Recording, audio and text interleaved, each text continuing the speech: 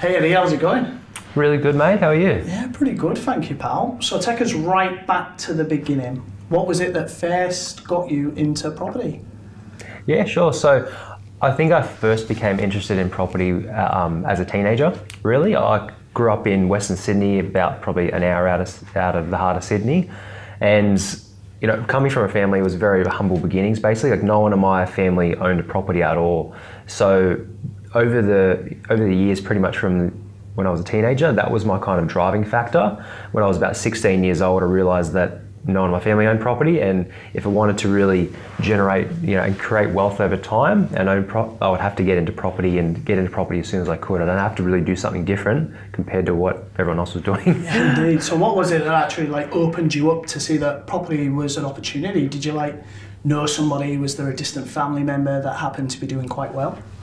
Not at all, really. It was kind of the opposite. Like, everyone where I grew up was very rough neighbourhood, and it was very kind of underprivileged kind of area. So it was just really taking that from that kind of environment, that kind of atmosphere, where there was a lot of struggle, there was a lot of pain, there was a lot of tension in the family with that no money. Like, grew up on housing commission.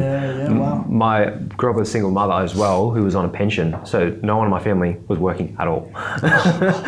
So even just for someone looking on the outside, just having a normal job was not a normal thing for me. Wow.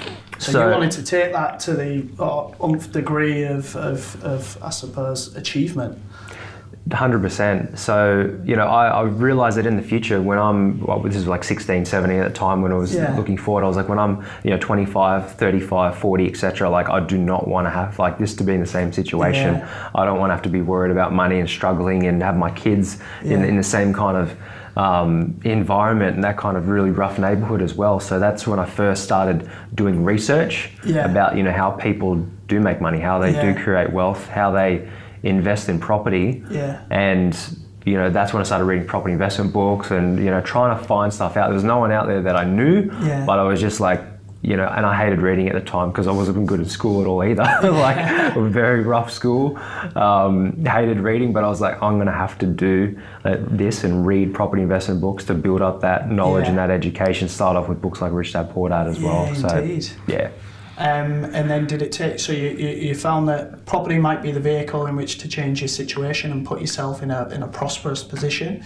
How long from taking that decision did it take to purchase that first property?